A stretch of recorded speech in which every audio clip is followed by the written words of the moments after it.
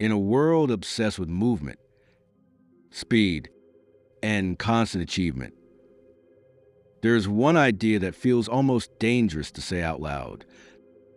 Doing nothing can be the most powerful thing you do.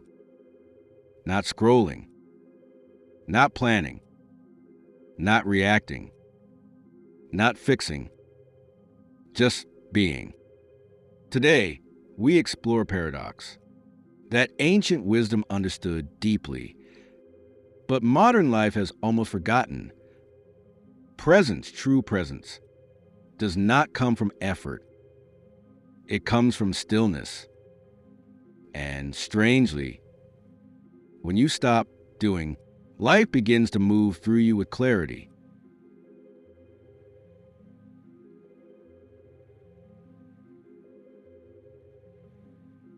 Modern life has trained us to equate worth with activity. If you are busy, you are valuable. If you are productive, you are successful. If you stop, you feel guilty. Even rest has become a task to optimize. But notice something important. When was the last time you sat quietly, without checking your phone, without replaying conversations, without planning the future? For most people, stillness feels uncomfortable, not because it is empty, but because it reveals how noisy the mind has become. We don't fear silence. We fear what silence might show us.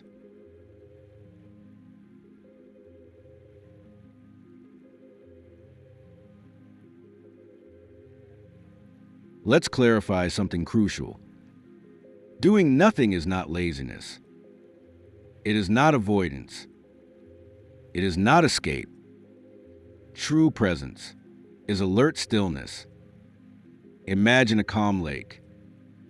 When the water is disturbed, everything looks distorted.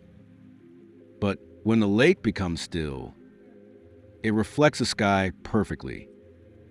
Your mind works the same way.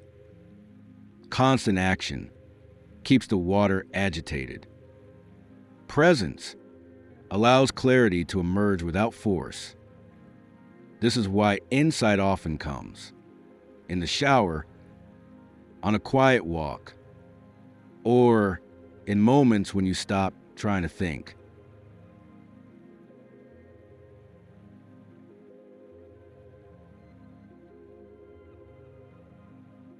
We believe action equals control.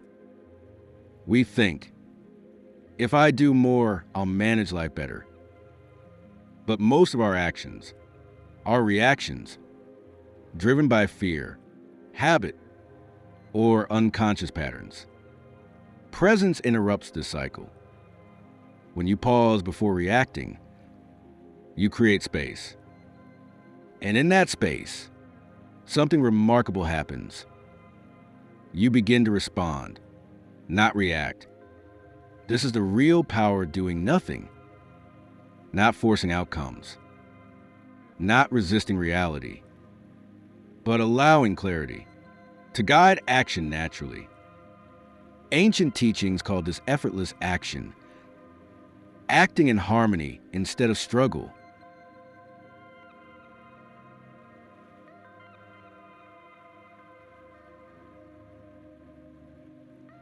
When you stop doing, the mind protests. Thoughts rush in. You're wasting time. You should be doing something. This is pointless. But these thoughts are not truth. They are withdrawal symptoms. Your mind is addicted to stimulation. Presence feels unfamiliar because it removes distraction. And without distraction, unresolved emotions surface. This is not failure. This is healing. Stillness doesn't create anxiety. It reveals what was already there. And only what is seen can be released.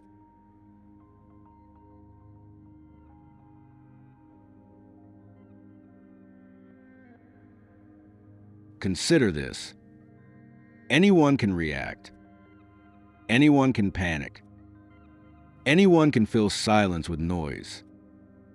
But it takes inner strength to remain present, to sit with discomfort without escaping, to witness thoughts without obeying them, to allow emotions without suppressing them. This is not weakness. This is mastery. In one quiet moment of presence, you may dissolve years of mental resistance, because what you resist persists, and what you observe with awareness begins to soften.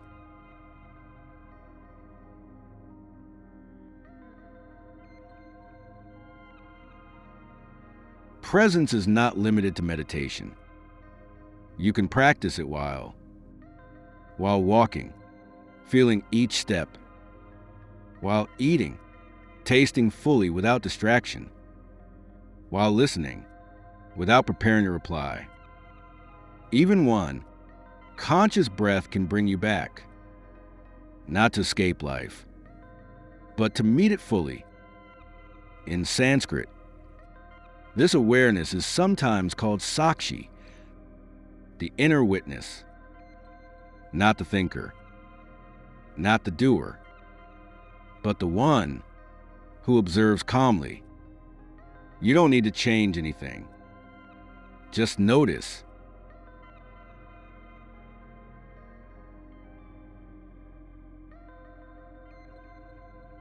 Here is the paradox. When you stop trying to fix yourself, you begin to heal.